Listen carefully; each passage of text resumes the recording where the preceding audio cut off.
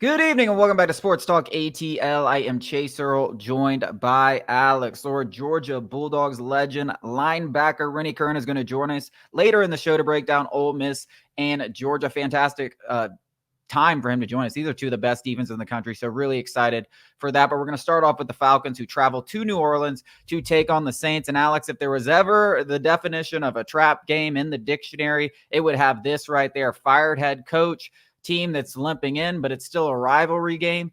Falcons coming off 5 wins in their last 6 games. They've got a clear path to winning the division. Even if they lose this game, it's not a huge game in terms. It's far and away from a must win. This is the definition of a trap game in the NFL. Yeah, I'd rather play this game as a Falcons fan with Dennis Allen as the head coach. First of all, he's a terrible head coach. When they brought him back this offseason, hilarious. I chuckled for a good minute and a half. Thank you, Arthur Smith. But yeah, thank you, Arthur Smith. Honestly, the last gift to Arthur Smith. Yeah. But the fans are rejuvenated. The players are rejuvenated. I don't want to, go as far to say the coaching staff is rejuvenated, but there is a new sense of life in New Orleans where it's and they traded Marshawn Lattimore. They're finally, we're acknowledging the elephant in the room that we aren't good. We're going to have to rebuild. And that does something for a team. The Falcons in no way, shape, or form, should lose this game. The dome is going to be absolutely rocking. I don't care if the Saints are 2-7. It's going to be rocking because, one, the Falcons, they want to beat the Falcons. We're soaring high, first in the division, 6-3, and they're losers to 7 straight. They would love to be you guys lost to us. We fired our head coach, traded one of our best players, arguably our best player, and you lost to us.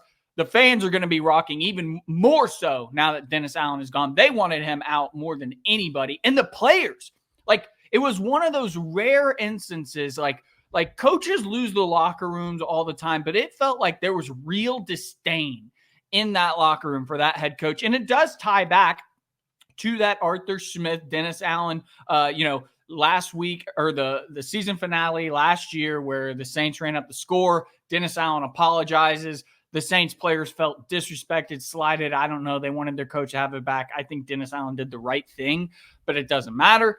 And they wanted him out. So they're going to be rejuvenated. This is going to be a team that wants this game, even though their season's over. Yeah, but in that same breath, every reason you just said, the Falcons should want this game. This is a rivalry game. They should want to win the division. They should go into this game ready to crush the souls of their rivals. The same team that we mentioned last year ran up the score on them in this. There's a lot of guys who were there that are still in town who remember that in this very building. And I do think the Seahawks game, as we've seen over the last 2 weeks, served as a little bit of a wake-up call that you can't take anybody lightly. And frankly, this Saints game from 4 or 5 weeks ago should serve as a wake-up call. You needed a special teams touchdown. You needed a defensive touchdown. And still, with that, the Saints had the lead with a minute to go, and you had to go down the field and kick a 58, 59-yard game-winning field goal that was set up by a pass interference. It wasn't even set up. Kirk Cousins had a terrible game. Yeah, so there's no reason the Falcons should go in here thinking this is a bad team or a team that's not talented. They're way better than their record. And you're right. They are going to be more motivated. And yes, you're right. They publicly shamed Dennis Allen. I mean, Michael Thomas was going off during the game. I mean, it was great to see if you're a Falcons fan, but unfortunately it led to Dennis Allen getting fired. There were several other players that came up after the game apologizing to Saints fans. It was clear they were sick and tired. And had they played another game with Dennis Allen, I imagine this would be a very easy game because I don't think they would have wanted to play. That is the thing I'm saying is if Dennis Allen was still in the building and this line was, 3.5 in favor of the Falcons, I would be hammering Atlanta because the players had given up. The Carolina Panthers have been the worst team in football since Cam Newton left, and they've constantly been that final, hammer to the Falcons. They did it, if you remember back to the Marcus Mariota primetime, Desmond Ridder going down the field and turning the ball over. They did it again to the Saints.